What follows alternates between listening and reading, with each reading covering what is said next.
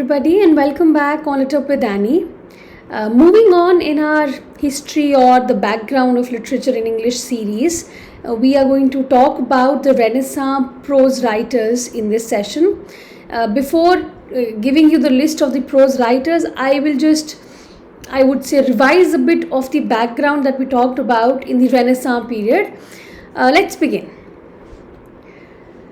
So if we talk about the precursors to the Renaissance, when the Renaissance period was just about to begin, the late 15th century, I hope you remember we talked about the War of Roses, and the end of the War of Roses marked the beginning of Tudor period. जो Henry VIII, Henry the Seventh, Eighth, Elizabeth the First, Mary the First, all of those. Tudor dynasty, the beginning of Tudor dynasty. So under Henry the Seventh, and it brought stability to England.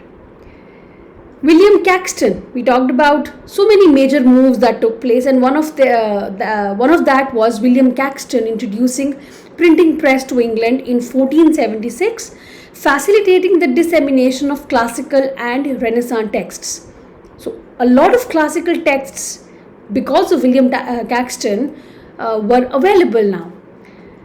Sir Thomas Malory's Les Morts d'Arthur, 1485, is a notable prose work from this period, compiling Arthurian legends. One of the earliest ones, the prose writers, Malory, and the work was Les Morts d'Arthur, 1485.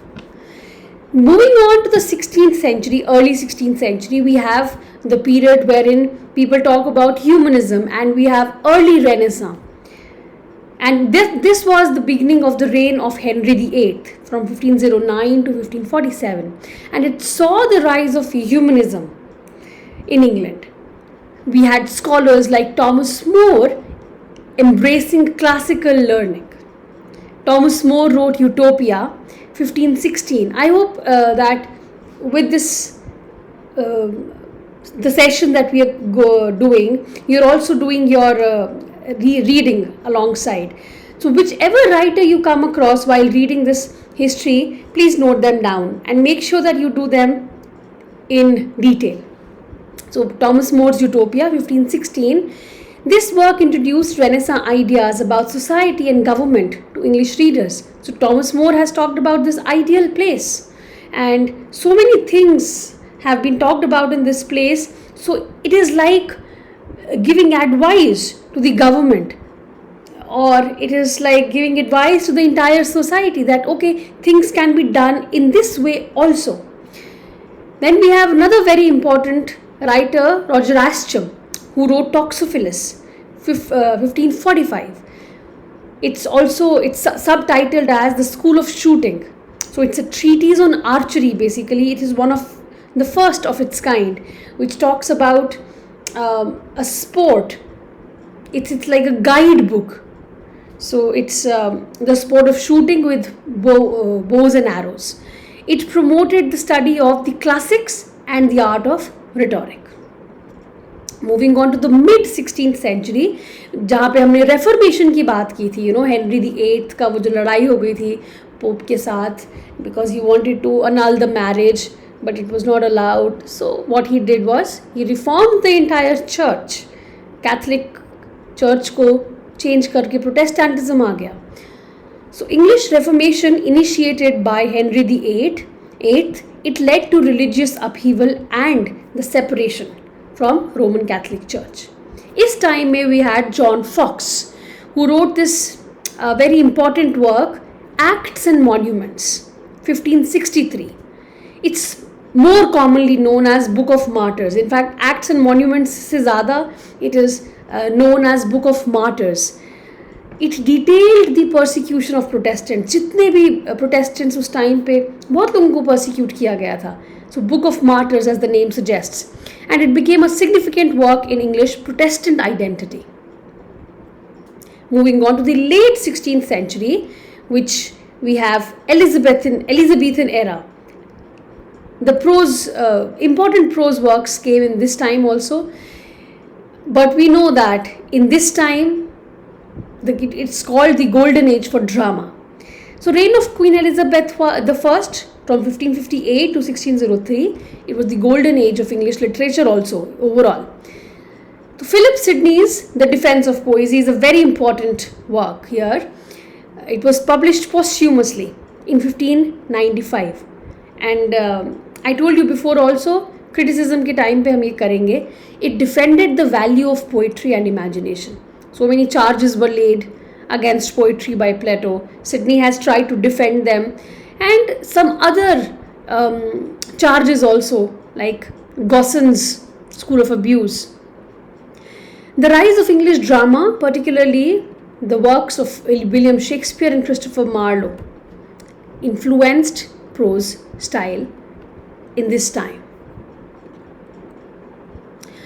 Then early 17th century, which is the Jacobean era, and political prose came in this time. The reign of James I, 1603 to 1625. It saw the publication of so many political and philosophical works, the most important being Francis Bacon's essays. I have not listed down all the essays, but two of the very important ones are Of Studies and Of Truth, 1597, 1625. They exemplified the development of English prose. Apart from that, we have Sir Walter Raleigh. He wrote The History of the World, 1614. And we have Thomas Hobbes' Leviathan, a very important text, 1651. They made contributions to historical writing and political philosophy respectively. There are some other writers also that I have not written down here, which I want you to go through. The travel writers. I want you to tell me in the comment section, who were those writers writing about voyages? Very important writers. Tell me who is the one in whose works we have the mention of El Dorado. Let me know. You guys don't really answer the questions. I don't know, you guys are shy, but please let me know. Then we have late 17th century. This is also a transition period to Enlightenment, the end of Renaissance and the beginning of Enlightenment. The English Renaissance gradually gave way to the Enlightenment, characterized by a focus on reason and science. ठीक है? तो ज़्यादा अब science पे focus होने लगा, reason पे focus होने लगा. And we have John Milton, though primarily he's obviously known for his poetry, but he also wrote some political essays, prose, during this period. The scientific revolution led by figures like Newton began to reshape intellectual discourse because so many scientific discoveries were happening. It led to a new scope for writing. It led to so many different style of writings. So reshape intellectual discourse. Now we have the list of prose writers according to the date of birth. It is chronologically. सबसे पहले Thomas More, 1478 says 1535. This will help you in your questions, chronological questions. He's the author of Utopia, 1516. Roger Ascham, 1515 to 1568. He was a scholar and he was also the tutor to Elizabeth I, author of The Schoolmaster and Toxophilus. Then we have John Fox, 1516 to 1587. The Book of Martyrs, also known as Acts and Monuments. It is a comprehensive account of the Protestant Reformation and the persecution of Protestants in England. Philip Sidney, 54 to 86. In addition, of course, Philip Sidney is much known as a poet, but in addition to his poetry, he also wrote a very important work, The Defense of Poesy, a work that defends the value of poetry and imaginative literature. Sir Walter Raleigh, 1552 to 1618. Okay, 52. So he should come before Philip Sidney. ठीक कर लेना. Raleigh was a polymath who wrote various prose works, including The Discovery of Guiana and an account of his exploration of South America. And he also wrote The History of the World. It's a comprehensive historical work. John Lilly, 1553 to 1606. He was a playwright, you all know. We've already also talked about him. But he was also a prose writer. And he was very influential. He wrote a very influential prose romance. इसके बारे में भी हमने बात की है, Euphuse, subtitled as The Anatomy of Wit. This work was noted for its elaborate style and use of alliteration, which became known as Euphuism. Sorry, I told you about Euphuism, that John Lilly wrote this work Euphuse, जहाँ से एक term आया Euphuism, which is very popular in literary terms now. So what is Euphuism? Grand style of writing, elaborate way of writing, using flowery language to write something. And I also told you that it is not euphuism. Euphuism is different from euphemism. This one is euphuism, which means grand, elaborate style. Francis Bacon, author of a lot of essays which I want you to go through, including Of Studies and Of Truth. Thomas Nash, 1567 to 1601. He was a satirist. He was also a pamphleteer who wrote works like The Unfortunate Traveller and Pierce Penniless. Both works are important. His writings were known for their wit and sharp social commentary.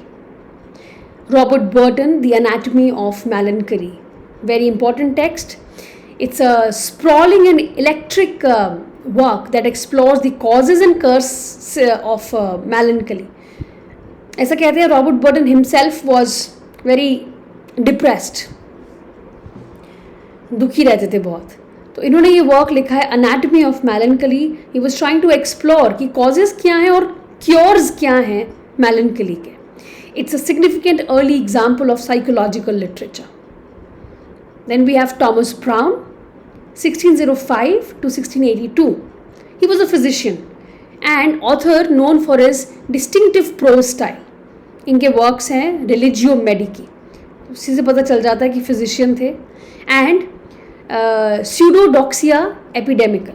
It delved into subjects ranging from religion to science. So these are the prose writers. Let's just go through the list again. Thomas More, Roger Ascham, John Fox, Philip Sidney, Walter Raleigh, John Lilly, Francis Bacon, Thomas Nash, Robert Burton and Thomas Brown. And I want you to add to this list those writers, I think 2, who have talked about the voyages in this time, Renaissance period. Let me know who are they. I will see you in the next session. Thank you, and please share this video with others also and subscribe to my channel. Thank you.